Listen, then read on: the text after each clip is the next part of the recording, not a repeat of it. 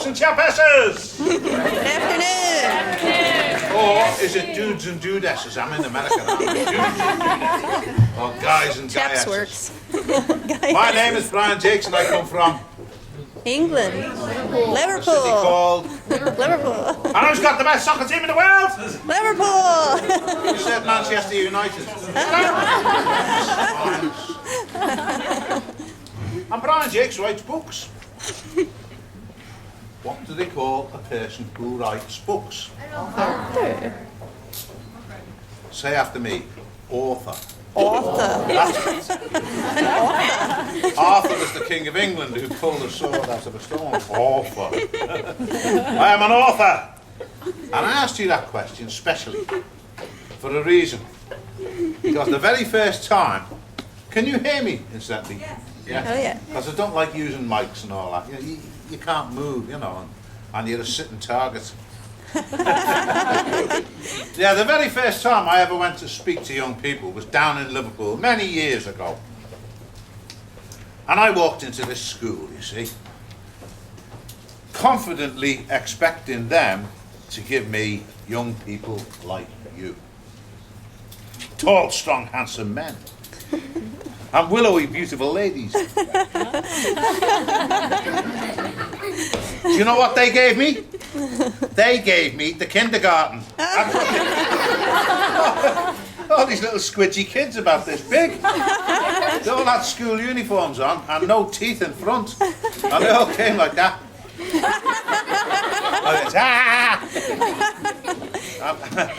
And they put them in this assembly hall, which was like Austin with a roof. You know, it just went. And there was about 10 squillion of these midgets sitting cross-legged. And then the principal came out to introduce me. And you know, in my country, we don't say principal. We say headmaster. Same thing as a principal, he's just more evil. And out he come, proper old-fashioned headmaster, you know, with the vest, with the watch and chain and everything. Good afternoon, children. This is Mr. Jakes. And Mr. Jakes writes books. Now, what do we call a person who writes books? Now, none of these little kids knew the word author, so they're all going like that.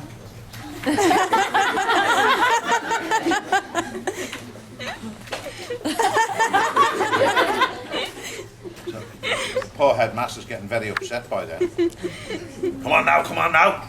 You all know. What do they call a person who writes books? And the kids go, a bookie! So it became patently obvious to me that they didn't know the word author. So I tried to help them out because God love them, they were only little dots, you know. So, you know the way they teach little ones to spell? A is for apple, B is for bus, C is for cat. I said, I'll give you a clue. The word begins with or. You see, stupid me, thinking author. A little girl on the front broke down crying. He's an orphan. So isn't it nice being a best-selling orphan? 25 countries and 22 languages. And I can only speak 2 languages, English and rubbish. Anyhow, kids always say the same thing to me. Mr. Jackwes. That's my name in America, you know, Brian Jackwes. Except when I'm down on the Tex-Mex border, and it's great there because I'm Mr. Hacker. I love that. They always ask the same question. When did you decide to become an author? And there's no answer to that, really. It's like saying, when did you decide to become a kid? You know, but you've got to give an answer to people who ask a question. So, I always say, yes, I can remember the very day I decided to be an author. I remember leaping out of bed that morning and saying, ha-ha, today I shall become an author. And I will auth and auth and auth and make $1 trillion. Whoopee! It doesn't happen like that. It doesn't happen like that. The question they, oh look, here's the Red Wallers. Come in, Red Wallers. Come in and sit down. Oh, look at that. Hey, give them a big clap. Look at that.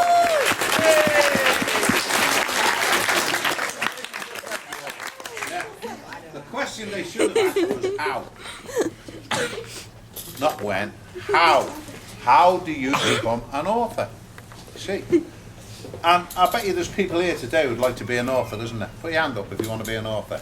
Well, there you are. There you are. I can tell you how to be an author without any long, wordy explanations, without some of these books you get out the library. You too can be an author. I can tell you in one sentence how to be an author. It's very simple, but think about what I say. You can be an author if you learn to paint pictures with words. Think about that. Paint pictures with words. That's all I do. And that's how you become an author. You paint pictures with words. But if you're an author, you need something very special. Every author needs to have a very, very good, one word. Imagination. Very, very good. Imagination. Did you say imagination? What's your name? Christine. Christine. That was my name when I was a little girl. You didn't know that. So there. That's what you need to have if you want to be an author. If you want to be an author, you must have a very, very good imagination. You want to be an author, my son. Very, very good imagination. You were getting worried then, weren't you? He was thinking, what's this big baldy idiot going to do to me? And you know something? God gave us all an imagination. What a precious and wonderful gift is an imagination. A God-given gift. And just for you. And everybody's imagination is different. And it's yours and you're free to use it. Do you see? And in your imagination, you can be anywhere, at any time, any place. In your imagination. And I know that young people who attend school use theirs imaginations, don't you? Yes, we all use our imaginations, Brian, don't you? Yes? Don't you use imagination? Yes.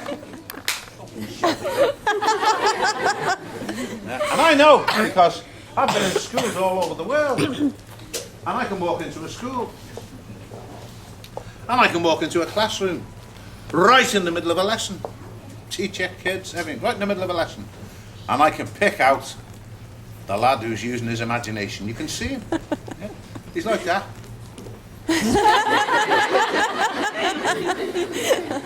When you were in school. From 500 miles away, the teacher's voice is coming down your ear, isn't it? And then in 1756, the British land. Yeah, like that.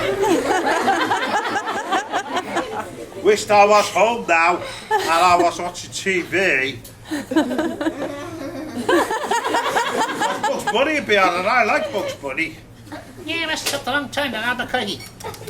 See, so